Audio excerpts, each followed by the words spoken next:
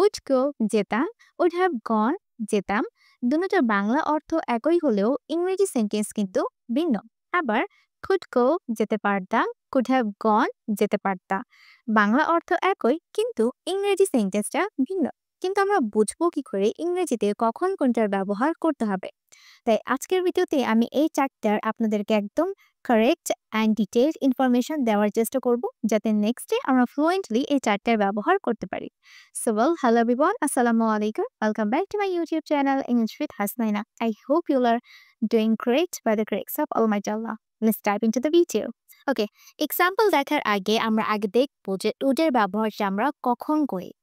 Would plus verb সাধারণত আমরা বর্তমানে কোনো কল্পনা যেটা কখনো ঘটার সম্ভাবনা নেই এরকম কল্পনা নিয়ে যখন কথা বলি এবং অতীতের অভ্যাস নিয়ে যখন কথা বলি তখন কিন্তু আমরা উড প্লাস ভার্বের বেস ফর্মের ব্যবহারটা করে থাকি। যেমন যেমন আমার যদি যথেষ্ট টাকা থাকতো আমি পড়াশোনার জন্য বিদেশে যেতাম। এটা হচ্ছে বর্তমানের এমন একটা কল্পনা যেটা কখনোই পূরণ হবে না, এমন একটা ইমেজিনারি সিচুয়েশন। এটার জন্য আমরা এখানে উডের ব্যবহারটা করব। ওকে, আমরা বলতে পারি আমার যদি যথেষ্ট টাকা থাকতো, বাট আসলে আমার কাছে টাকা নেই, তাই আমি পড়াশোনা করার জন্য যেতে পারছি না। এটা হচ্ছে একটা কল্পনা।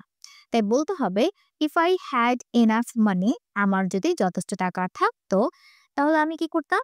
যেতাম। তাই আমরা বলতে পারি I would go. Okay, I would go যেতাম, I would go abroad, abroad for study. Okay, for study আমি পড়াশোনা করার জন্য বিদেশে যেতাম। ওকে, এখানে কিন্তু উড গো এর ব্যবহারটা হবে। আবার ছোটবেলায় আমরা প্রতিদিন বিকেলে নদীতে যেতাম। এই সেন্টেন্স দ্বারা বোঝানো হচ্ছে এটা হচ্ছে অতীতের এমন একটা অভ্যাস, অতীতের অভ্যাস যেটা আমরা প্রতিদিন করতাম, প্রতিনিয়ত করতাম। সেই ক্ষেত্রে কিন্তু এখানে আমাদেরকে উড প্লাস ভার্বের বেস ফর্মের ব্যবহারটা করতে হবে। আমরা অতীতের অভ্যাসের জন্য উদের ব্যবহারটা করতে পারি। সেক্ষেত্রে আমরা বলতে পারি when we were kids, যখন আমরা ছোট ছিলাম। ওকে, তাই এখানে কি বলতে হবে? we would go, we would go আমরা যেতাম। ওকে, we would go to, we would go to the river every evening. Okay, every evening. আচ্ছা, তাহলে উড প্লাস ভার্বের বেস ফর্ম উড গো এটা আমরা ব্যবহার করতে পারি দুটো সিচুয়েশনে। একটা হচ্ছে অতীতের অভ্যাস বোঝাতে এবং একটা হচ্ছে বর্তমানের কল্পনা অর্থে, যে আমি কোনো কিছু বর্তমানে এমন কোনো কিছু কল্পনা করছি যেটা আসলে পূরণ হবে না। আচ্ছা, তারপর এখন আমরা দেখব যে কখন আমরা উড হ্যাভ এর ব্যবহারটা করে থাকি। উড হ্যাভ এর ব্যবহারটা সাধারণত আমরা তখন করব যখন আমরা বোঝাবো যে কোনো ঘটনা ঘটতে পারতো কিন্তু ঘটেনি। হ্যাঁ, কোনো ঘটনা ঘটতে পারতো কিন্তু সেটা আসলে হয়নি। তখন কিন্তু আমরা উড হ্যাভ প্লাস ভার্বের পাস্ট পার্টিসিপেলের ফর্মটা ব্যবহার করব। ওকে, চলুন তাহলে সেন্টেন্সটা দেখি। আমি কনসার্টে যেতাম। এখানেও কিন্তু যেতাম অর্থ আছে। আমি কনসার্টে যেতাম কিন্তু আমি অসুস্থ ছিলাম। এটার মানে কি? আমি যেতে পারতাম কিন্তু আমি যাইনি। আমার যাওয়াটা কখনো হয়ইনি, ঘটেইনি, ঘটনাটা ঘটেই নাই। সেক্ষেত্রে কিন্তু আমাদেরকে উড হ্যাভ এর ব্যবহারটা করতে হবে। সেক্ষেত্রে আমরা বলতে পারি আই আমি I would have. Okay, I would have, I would have gone. would have এর পর মনে রাখবেন সবসময় ভার্বের পাস্ট পার্টিসিপেল ফর্মটা হবে। I would have gone to the concert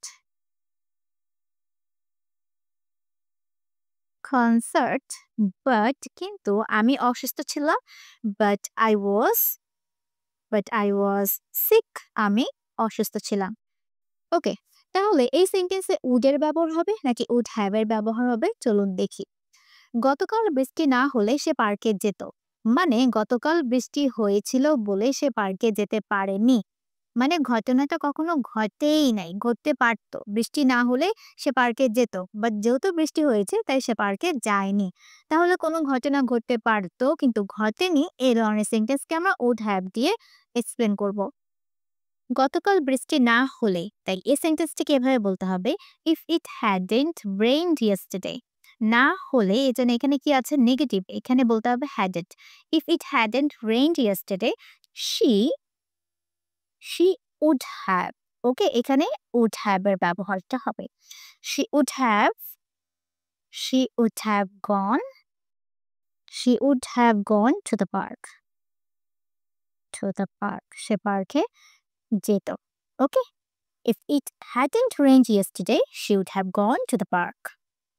ওকে, এখন আমরা দেখব could versus could have কখন কোনটার ব্যবহার আসলে হয়। দেখেন, could প্লাস verb আমরা সাধারণত তখন ব্যবহার করি আমরা যদি ক্ষমতা এবং সম্ভাবনা নিয়ে কথা বলি। ক্ষমতা বলতে বোঝানো হচ্ছে অতীতের কোনো একটা ক্ষমতা যেটা আমি করতে পারতাম। ওকে, আর সম্ভাবনা হচ্ছে ফিউচারে কোনো কিছু ঘটবে বলে সম্ভাবনা আছে এরকম। যেমন আমরা উদাহরণটা দেখি, আমি যদি কাজটা তাড়াতাড়ি শেষ করি তোমার সাথে শপিং এ যেতে পারি। এখানে শপিং এ যাওয়ার সম্ভাবনা আছে। সেক্ষেত্রে আমরা বলতে পারি, if I finish my work early, আমি যদি তাড়াতাড়ি আমার কাজটা শেষ করি, আই কুড গো, আমি যেতে পারি। তাই বলতে হবে I could go.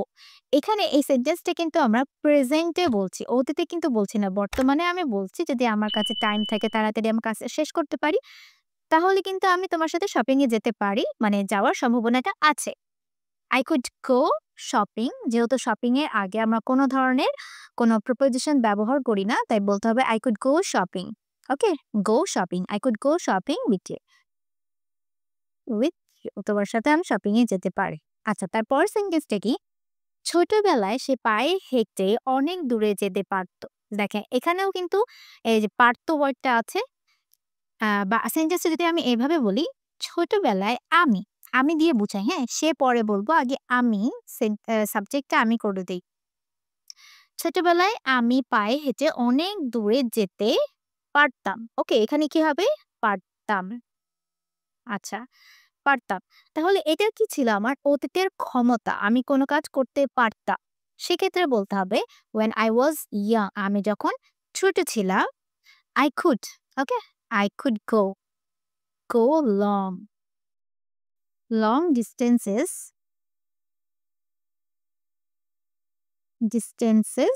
on foot. Okay, on foot বলতে কি বোঝানো হচ্ছে? পায়ে হেঁটে।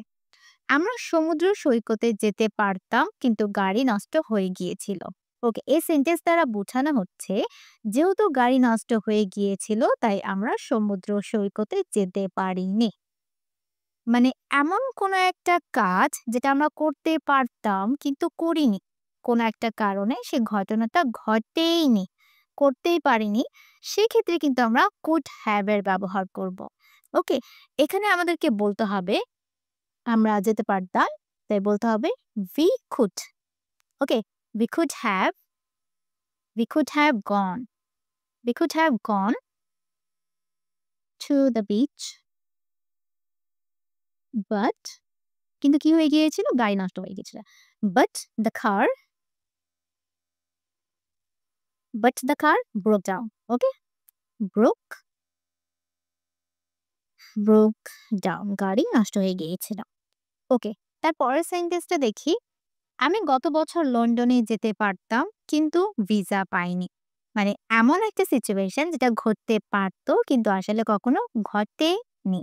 সেক্ষেত্রে কিন্তু কুড হ্যাভ এর ব্যবহারটা হবে। আমি গত বছর, তাই বলতে হবে যেতে পারতাম। I could I could have I could have gone, এখানে গন হবে। Okay, I could have gone to London I could have gone to London last year but আমি ভিসা পাইনি। Okay, but I didn't get a visa. Okay, I didn't পাইনি। I didn't get a visa. যেহেতু আমি visa পাইনি।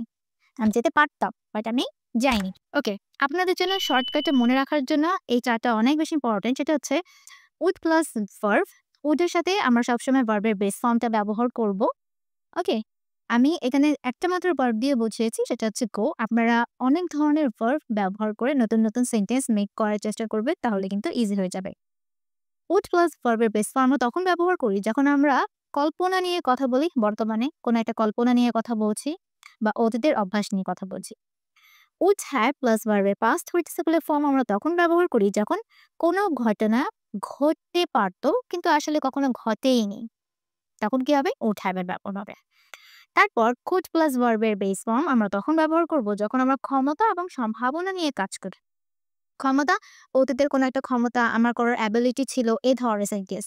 সম্ভাবনা, ফিউচারে কোনো কিছু হওয়ার সম্ভাবনা আছে, তখনই কিন্তু আমরা could এর ব্যবহারটা করতে পারি।